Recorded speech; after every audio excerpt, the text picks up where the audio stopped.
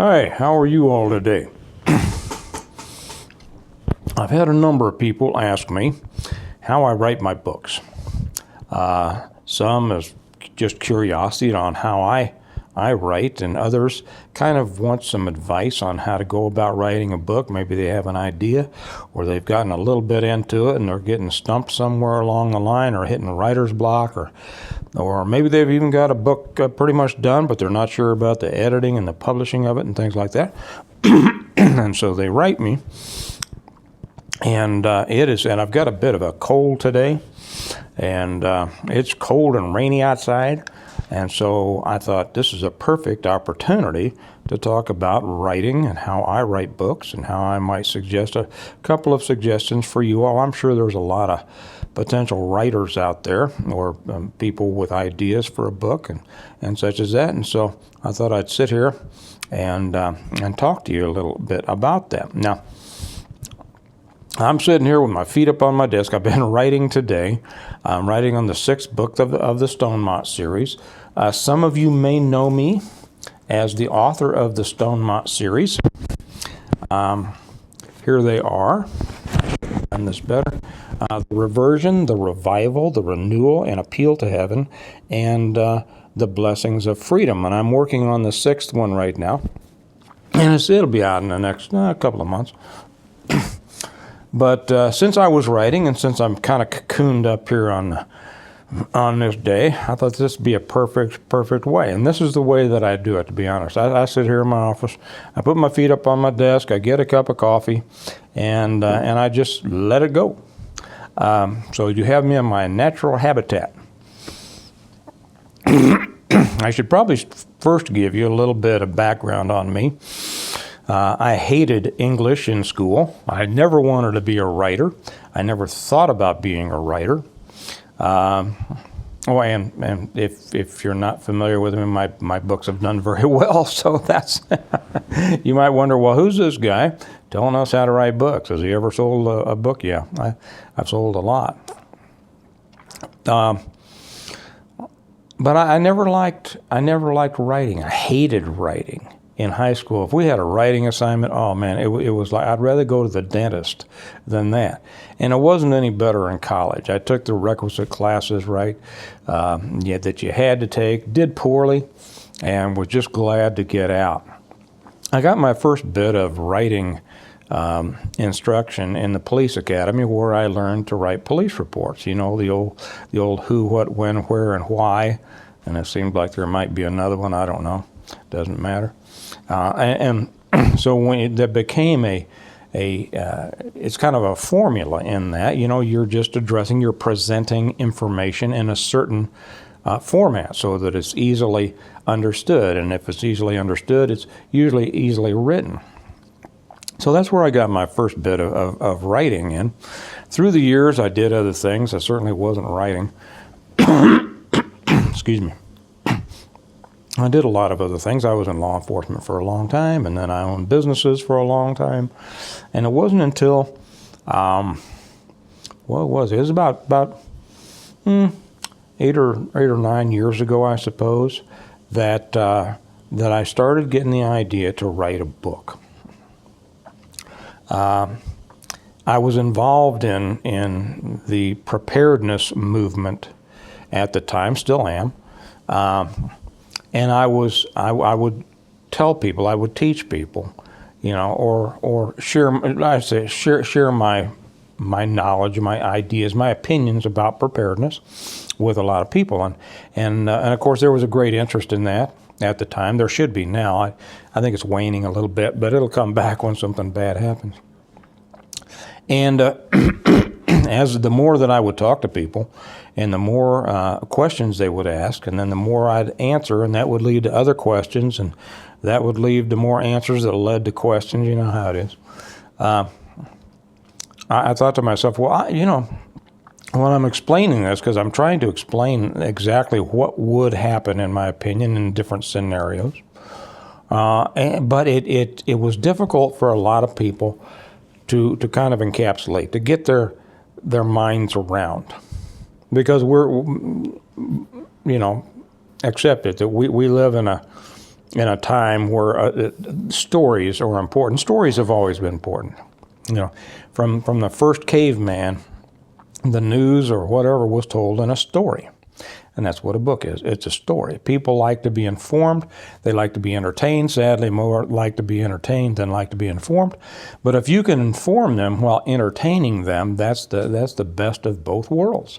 And so I thought, well, what if I just wrote a little bit, and I was going to write just a short squib of like what would happen using people, using characters in the aftermath of an EMP, which is an electromagnetic pulse, or a CME, which is a coronal mass ejection. And what do I think would happen?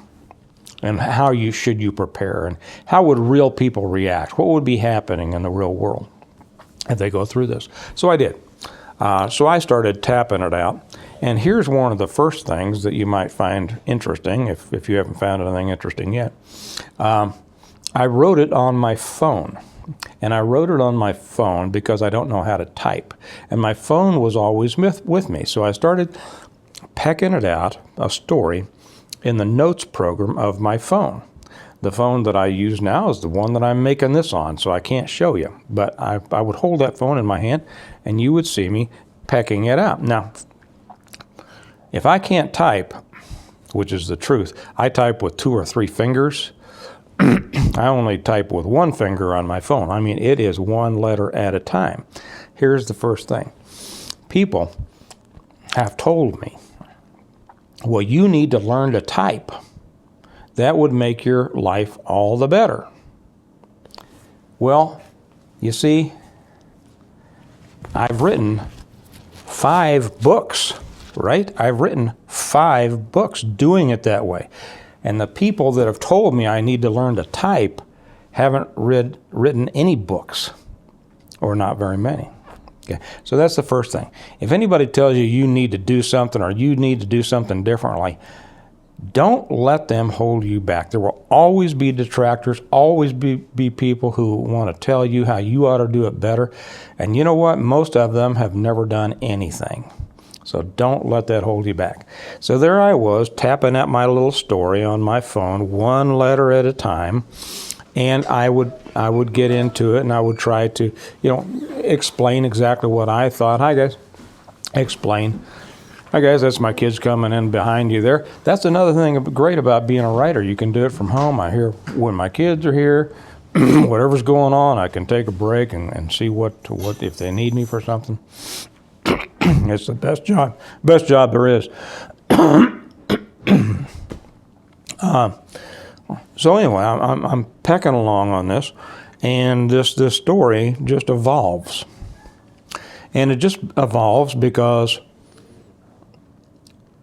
I keep asking myself, what would happen next? Now, one of the things that they'll tell you about writing is write what you know, right? Write what you know, because if you don't know about something, if you're writing a movie about kickboxing and you never kickboxed, well, it's going to come off, obviously phony, especially those who have kickboxed. Well, I've never lived through a CME or an EMP, and neither have you, but all my life taught me about people. My life and my years in law enforcement, my years in business, taught me a great deal about people. And that's really what every story is about. A story is about people, how they respond to things, how they do things, how they interact with each other, the different personalities, and all this. And as you construct your characters, the characters will pretty much themselves tell you how they're going to act in a certain situation. Now, do I sit down and construct a character? No, I don't. I let, and this is going to sound weird, it's going to sound strange, I let the character develop themselves. I have a basic parameter of what the character is. I decide whether I want them to be a positive or a negative person or influence. And then I say, well, what would a negative person or a positive person do in those situations? And then, using different types of personality traits, it will lead you in what that person does, because chances are you have known people that are great examples of what the different personality types will do, right? Okay, so I was typing out this little scenario, this little story, and my idea was, well, I'll write this, and I'll send it to people, and it will answer a bunch of their questions. And a lot easier than when I'm standing there and I'm trying to explain something, and then they have a bunch of different questions that would be there all night and the next week, me trying to answer. Here's a story that answers it all because I've kind of anticipated the questions that might come. First, I've heard the questions, and secondly, I can anticipate other questions, and every scene development poses a new what if. Does that make sense? What then? What then? What would happen? And all of a sudden, the story became interesting to me. Now, I've heard writers say that sometimes the story took a twist that surprised them, and I thought that was the silliest thing I'd ever heard. But you know what? It's true. The story will surprise you. All of a sudden, you'll think you're going in one direction, and whoa, just a second. Things are happening that need to take us off in another direction, at least for a while. Maybe we'll come back to where we were, maybe not. It just kind of depends. But as you write more and as the story develops, it's going to create kind of a full life experience, even though it's a virtual experience, a figurative experience, right? A literary experience. And it's going to take on a bit of a life of its own, but it's also going to show you what it needs in order to be filled out. Now, I know that may sound kind of strange. Okay, so maybe I shouldn't get into any more of that, because your situation is going to be your situation. Your story is going to take it in the direction that it takes you. And it's not up to me to constrain or restrain you as you go through this process. Now, so I was writing on this book, and all of a sudden, I realized I had a lot. I had a lot there, and I went through a whole lot of things that first off, I didn't know how to get it from my notes program to my computer. Well, I found out that I could email it to myself. But then I found out that when I sent it through a Gmail, it did something weird to the formatting. And so when I tried to put it into Word, it just wasn't working. It took me a year to figure out to take that. And you may not have this problem because you'll probably do it on a computer, right? You'll probably do it directly into Word, but that's still not the way I do it because this works for me. And but you take it through a notes program, you send it, you email it, you copy it, you paste it in Notepad, you copy that, you paste it in Word, and then you format it because the Notepad takes out all the weird formatting that Gmail put into it. It took me a year to fix. I have a friend that if I'd asked him, he could have done it for me in a minute or two, but I'm a hardhead, had to figure it out myself. So, and I wasn't telling anybody that I was writing a book because, when you're doing something like that, you don't share that kind of information with the world because you know what the world will do? It'll shoot you down. Oh, isn't that cute? Isn't that nice? How's your little book coming? People don't take it seriously. Like so much in life, if you're doing something serious, take it and keep it to yourself until it's pretty much there. Unless you have supportive friends around you, even then, it's best to keep that experience private, but do what you want. So finally, I had all this, but Word program down there, and it took me a year to figure out how to get that formatted into Word. I think I already said that. So then I looked down at the bottom, and it says, I wonder how long this is. I wonder if this is long enough to be a book. So the word count showed me that I had 94,000 words. I said, well, I have no idea what that means. I wonder if that's good, bad, or indifferent. So I thought, okay, let me Google the Great American Novel, as it's called. How many words does Huckleberry Finn have in it? Well, when I found out that it had 60-some thousand, and I said, whoa, I've got half again as many words as Huckleberry Finn. I guess it's long enough to be a book. So I looked around, and at that time, there was an Amazon program called Create Space. It's now KDP, which is Kindle Direct Publishing. And you formatted your book and sent it to them, sent the files to them. And you also had to send them a cover. So I had to figure out how to design my covers. And I did that in a different one. And so all the covers, I'll show you the covers here. And people would say, now the cover is the most important thing. And I thought, well, I would think the story is, but then I've read a lot of books in my life, and I know how covers can attract people to it. So I designed this cover. And this was the first book, the reversion, and there's the back, okay? And I was pretty pleased with that. It came out just exactly the way I wanted it. And then the next book was the revival, and I designed that and the back there. And then the renewal, and I purposely made them all look, similar. And that was you don't have to do that. I mean, do what you want. There's a lot of them out there with very colorful and a lot of people hire somebody to do this for them. I just don't. I like to do stuff myself. I've always wanted to do stuff myself, figure it out, and then do it. The next one is The Blessings of Freedom. And got that cover. And then the final one, An Appeal to Heaven. So I designed all of those. And it's very interesting how you do that, too. I use Microsoft Publisher. And had a great time. Sometimes it's frustrating, but I had a great time learning how to do it. So the first one, I finally got that sent off. And I think they sent it back to me once or twice and saying, your formatting's off, you got to fix this, you got to fix that. And so I did, and I sent it back, and finally it was ready to go. And so I ordered, I think, 5. I figured might have done 6. I don't remember. Excuse me. I figured, well, I'll get one for my wife. She has to say she likes it. I'll get one for my mom. She has to say she likes it.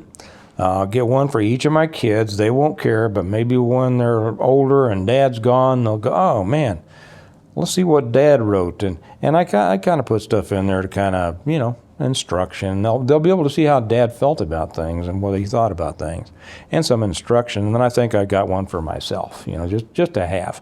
And I thought, man, okay, it's over. I've written a book. From now on, I'll be able to say, yeah, I've written a book. And that was, probably about the end of that. That's all I expected. So that went on. After a few weeks, I realized, I said, I wonder how I can tell if anybody's buying this book, because I didn't do anything special. I didn't advertise it. I didn't do anything. Wonder if I can tell if anybody's buying it. And so I got onto their page, the Create Space page, and it took me a while because I'm not very computer literate. It took me a while to go figure out how to find out if anybody was buying it. Well, I got to the page and I said, whoa. According to this, a lot of people are buying it all over the world. I said, that can't be. They've got to have this mixed up with another book, right? So I didn't even tell anybody. And so I checked the next day, and it kept selling and selling and selling. And I didn't know what to think. I was just sure that it wasn't my book. And I saw the money racking up and up and up and up and up. And I don't remember if I told my wife or not, but I just didn't feel like this was real. They're always a couple of months behind in paying you. It's just the way it works. There's nothing wrong with it. It's just the way it works. And so the day came, and it kept selling. I was watching every day, and it kept selling and selling and selling. And the day came to when my first check was supposed to be deposited, my first amount to be deposited in my bank account. And I really didn't expect the money to show up. All this time I expected to get some note from Amazon saying, we're sorry, we have mistaken. We've got your book mixed up with somebody else's. It was the other one that was selling all these books, but that never came. And when the day came, I checked my bank account, and all this money was there. And I says, man, it was like a new reality to me. I could barely understand it. I couldn't wrap my mind around it. Well, anyway, I kept following it, and every month more money came. The sales got bigger and bigger and bigger, and they were coming from all over the world. And I said, well, and so I started reading reviews, and I got a couple of really, people were kind of hateful about a couple of things. A couple of people really were hateful about me, going to traditional gender roles and things like that, and, whatever. But most of them were positive. I mean, most of the reviews were 5-star and 4-star, and so I'd read them. Of course, everybody likes to read good stuff about themselves, right? So I'd read those.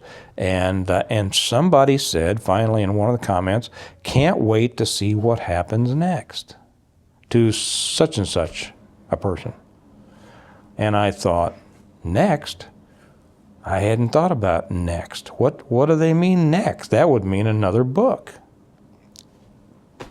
It would, wouldn't it? So I started writing the second book. That led to the third book. That led to the fourth book. That led to the fifth book. And that led to the sixth book that I'm writing now in this series. I'm actually writing in the process of 2 other series. I won't mention what those are now. They're not of the same, well, one is kind of the same genre, another is not.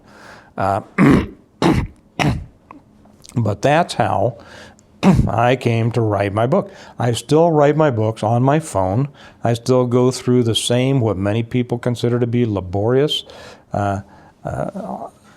process of writing it on my phone, emailing it to myself, cutting and pasting it into Notepad, and then doing the same into Word and putting it all together. And it works for me. I enjoy it. Because now, another thing people will ask me, well, are you a very disciplined writer? Do you sit down and write a certain amount every day? I know a lot of writers do that.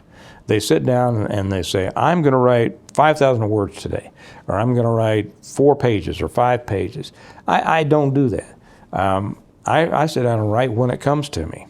And I know I could write a lot more books if I came and sat down and said, I'm going to write a number of words per day. But that's just not me. If I'm not feeling it, I'm not feeling it. I'll go off and do something else. And when I am feeling it, it just flows. Like the last 2 days, it's just been flowing. It's just been coming out. Because I know, and there will be times that all of a sudden they might call it writer's block, but I just don't have it. It's just not coming to me what's supposed to happen next. Or what,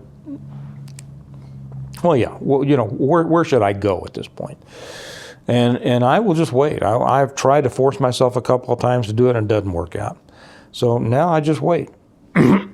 And I'll wait for it to come, and pretty soon it just flows. And how does it flow? Because people are people.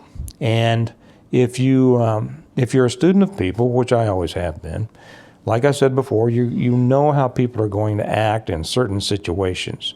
And most of the characters in my books are based on people or parts of people that I've known in my life. I pretty much know how they would react in different situations. I know how they talk. People ask how I write dialogue. You know what, I'm probably running long here. Let me see how long I'm going. Okay, I got a few more minutes. People ask me how I write dialogue. Well, just listen to how people talk. You know, you've read, a lot of people do, they like the dialogue in my books. They like the joking around between different characters. And you can read other books to where maybe the dialogue seems stilted. That's not me cracking on them, because, I'm not going to take away from anybody who's written a book. It's something to do. But if you just think about, instead of writing exactly, trying to write dialogue, just try to channel what you are hearing these people say in this situation. Does that make sense?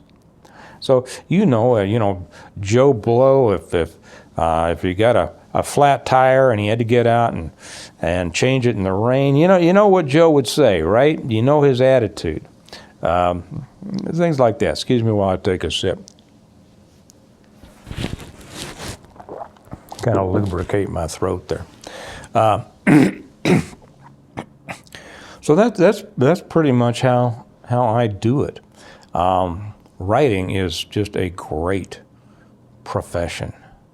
It allows you to express your thoughts. It allows you to teach. It allows you to entertain people. It lets you meet a lot of people. A lot of people. I've met so many people in person because they've read my books, and then I get communications for so many others who write me and say, we've read your books, or we've read all your books, or we read them as a family and with the kids and everything like that, or I'm now on my 4th time reading through the Stone Mount series, and every time I see things that I missed before. Those are very gratifying things to a writer. And so how does this, hopefully that answered the questions on how I write my books for those who are just curious. Now for those who are thinking, or have a book of their own in the works somewhere, what would my advice be? My advice would be, first off, know what you're writing, okay? Enjoy what you're writing. Don't try to force it. If you know what you're talking about, if you know people or you know the situation, it's going to flow. If you force it, it's going to sound forced and people won't enjoy reading it. Be disciplined if you're a disciplined person. If you don't like to force yourself to do things, don't do it. Write when it comes to you. And some people will say, well, gosh, if I waited for that, it would never come to me. Well, you have to make your own decision on that. But when I got into to start the writing, I couldn't wait. I mean, every moment that there were times that I'd be stopped at a stoplight and take out my phone because the next sentence had occurred to me. Or to write a note, oh, okay, do this, here's a scene that we need to get in. As it comes to you, as you become more involved in the story, as you become more absorbed in the story yourself, and you really have to be. If you want people to be absorbed in your story, you have to be absorbed in it. So the more you are, that is going to drive you to do it. And like I said, you'll hit spots to where it's just not coming. Don't force yourself. Wait for it. It'll come. It'll come. And then whether you go through that horrible process like I did, and I doubt most of you will be writing books on your phone, or just type it into into a Word program. Go to what's now KDP, Kindle Direct Publishing, kdp.com, and I think that is, and all the instructions are right there. All the instructions. What they will do, you send it in they'll explain it to you. Send it in as a file. They'll put together your Kindle book. You set the prices. There's different choices there on how you want to do it, depending on what percentage of sales you want and all that. And it's all self-explanatory, and it's a good deal. It makes sense. Gone are the days of having to hawk your manuscript to a bunch of publishers who are going to tell you how horrible you are. This is one of those things you can go right to the source, and they will put it out there. Even if it's horrible, they'll publish it as long as it's in the right format, right? And then it's up to you if you have a good product, it's going to sell. And then in addition to the Kindle, they'll put out the paperbacks as well. People can order through them. They take care of all the ordering, the shipping, the bookkeeping, the everything. And then at the end of the year, they tell you what your gross is, and they give you all the numbers so that you can pay your taxes on it, which is always fun. Anyway, I think that's it. I hope that's helped. If you have any questions, feel free to leave them in the comments. I'll do my best to answer them as I see them. Good luck to all of you folks out there who are writing a book, thinking about writing a book, think you got a book in you. If you want to write it, I bet there's some people out there that would like to read it. So I always tell people the two hardest jobs the two parts to any job is, the first is to get started. The second is to keep going until it's finished. And usually the hardest part is the first, get started. So if you want to do it, get started. And good luck to you. And send me any questions or comments in the comments. And I'll talk to you later. Bye-bye.